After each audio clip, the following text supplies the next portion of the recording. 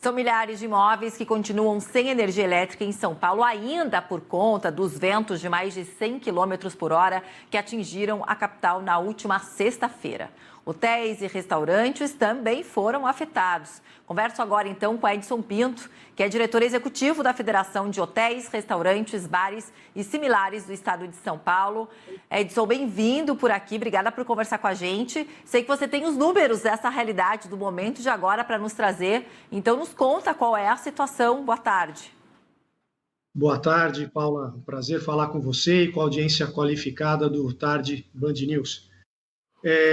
Primeiro, em nome dos 24 sindicatos patronais que a nossa federação representa, eu quero me solidarizar com as vítimas fatais e os feridos e as famílias que ainda estão desabrigadas. A nossa federação, Paula, representa, como eu disse, 24 sindicatos patronais em todo o estado de São Paulo. Nós somos 250 mil meios de hospedagem, bares, restaurantes e similares. E na região mais afetada, que foi a capital e região metropolitana, como você salientou, ficam 50% dessas 250 mil empresas, ou seja, 125 mil empresas. Dessas, 11% foram efetivamente afetadas pela falta de luz. Nós estamos falando aqui de quase 14 mil empresas, para ser mais preciso, 13.750 empresas atingidas. É muita coisa. A gente tem como já calcular, Edson, os prejuízos disso tudo, porque assim, quando a gente olha para uma pessoa, eu ainda fui a sortuda que não faltou luz na minha casa. Mas, por exemplo, estou olhando de uma colega minha, a Thaís Dias, ela ficou mais de 40 horas sem luz, né? Aí, o que você começa a fazer? Dentro da sua casa, você começa a pegar os seus prejuízos do que você tem. A comida que você está perdendo, se você não tem para onde levar, você fica incomunicável, isso é um problema, mas tem problemas até maiores de pessoas que precisam de algum tipo de equipamento por conta da saúde dentro de casa, enfim. Com essa relação que você está falando aí do setor de bares, hotéis, restaurantes, dá para calcular o prejuízo até agora de quase 14 mil sem energia? Paula, levando em consideração que a falta do abastecimento de luz também gera problema no abastecimento de água, que as empresas tinham estoques elevados por conta do feriado, e não só do que foi jogado fora, o que teve que ir para o lixo por conta da falta de refrigeração, mas também o lucro cessante das empresas, né? Que é aquilo que a empresa deixa de faturar nesse período. Nossa federação fez um cálculo de aproximadamente 500 milhões de reais de prejuízos.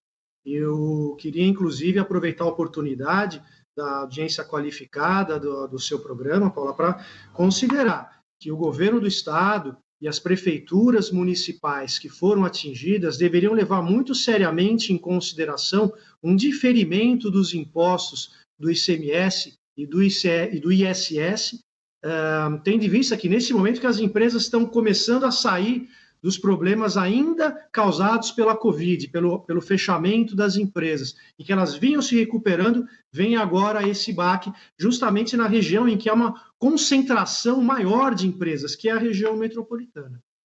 Quanto tempo, mais ou menos, seria necessário para recuperar esse prejuízo? Olha, esses prejuízos eles vão ainda repercutir por vários meses, né? A gente crê que ainda por 3, 4 meses esses prejuízos vão refletir. E ainda mais penalizado, mais prejudicado, aquela empresa menor, aquele microempreendedor individual, aquela senhora, aquela família que faz a marmita em casa, ou tem a brigadeiria, uma pequena hamburgueria, uma pequena pizzaria, porque essas empresas têm um poder menor de caixa e de recuperação. Então, nesse sentido, eu quero colocar a todas essas empresas, os nossos sindicatos, em todas as 24 macro-regiões onde nós temos um representante, procurem o seu sindicato, que nós poderemos, em caso a concessionária do serviço público não faça a indenização dos prejuízos, pode procurar o nosso sindicato, que nós certamente vamos ingressar com uma ação judicial.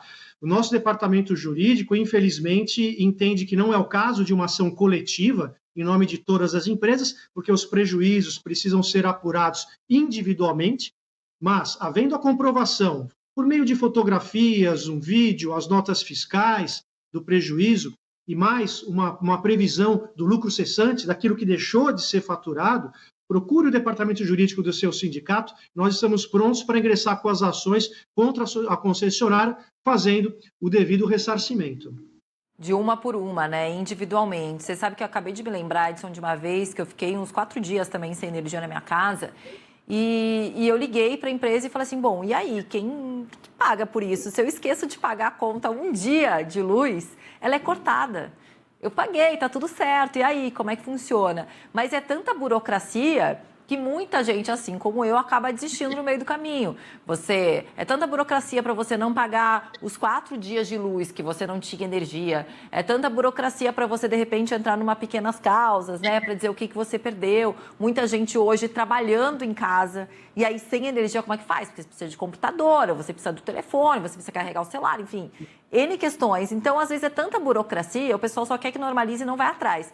Se você tem uma federação, uma associação que acaba reunindo todos esses pedidos aí, a pessoa acaba, ou a empresa acaba se sentindo mais acolhida e também, eu acho que facilitando um pouco esse meio do caminho, né? Eu acho que pode ser o meio, já que você falou, já que o departamento jurídico acho que não tem que ser todos juntos individualmente, mas aí não vai ficar muita gente, se todo mundo resolve procurar vocês, dá conta, tá tudo certo, imagina quase 14 mil empresas. Como é que faz? Vocês estão preparados aí para ajudar todo mundo? Sim, estamos sim.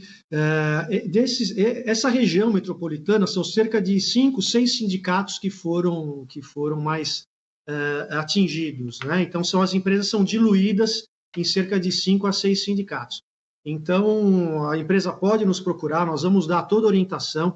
E importante, até na questão da utilidade pública do seu programa, Paulo, orientar não só as empresas, né, mas como você disse, o próprio consumidor, pessoa física, né, ele tem direito a esse ressarcimento, desde que ele consiga fazer uma prova hábil, né, uma fotografia, um filme, mostrar as notas fiscais. Então, ele pode, através, primeiramente, de um pedido administrativo junto à concessionária do serviço público na sua região, ou também no site consumidor.gov.br do governo federal. Esse é um pedido administrativo que provavelmente vai ser recusado pela concessionária.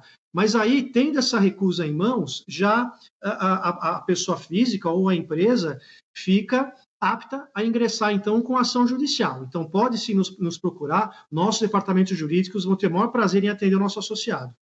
Tá certo. Edson, só para terminar, pergunto para vocês se vocês entraram em contato com a Enel, o que eles falam, qual é que é a previsão. A gente sabe que, como um geral da cidade, é até amanhã, até terça-feira. Vocês fizeram esse contato? Que resposta que vocês tiveram? Fizemos sim. Eles informam que cerca de 15% a 20% dos consumidores ainda estão sem abastecimento e que eles têm uma previsão realmente nas próximas horas, 24 horas, de regularizar 100% da situação. Mas eu queria reforçar o pedido aqui, que o governo do estado e as prefeituras poderiam olhar essa questão de fazer um diferimento na questão dos impostos. Isso não precisa passar por aprovação legislativa, é uma medida do Poder Executivo. Ele não vai deixar de arrecadar, mas ele vai deixar de arrecadar nesse momento e vai fazer essa cobrança posteriormente, agora em que a gente precisa cobrir os prejuízos. Sim. Uma ajuda momentânea, né? E depois, de repente, paga parcelado junto com os outros meses, né? Mas é uma boa discussão, realmente, se tem uma ajuda aí para tanta gente prejudicada. Edson, muito obrigada por ter conversado aqui com a gente está falando com todo mundo, inclusive. Já fica o convite que às 5h30 eu vou conversar com um advogado que vai ajudar todo mundo que tiver dúvidas. O que eu faço agora? Quais são os direitos dos consumidores? E ele vai responder tudo para todo mundo. Mas você já deu várias dicas boas aí, que é você tenha provas em mãos, né? Para realmente mostrar o quanto você... Uma carne estragada no freezer, mas que você tenha essas provas aí em mãos, ela já te ajuda bastante. Obrigada, viu? Tomara que se normalize a situação o quanto antes. Até mais. Eu que agradeço a atenção, a Foresp está sempre à disposição.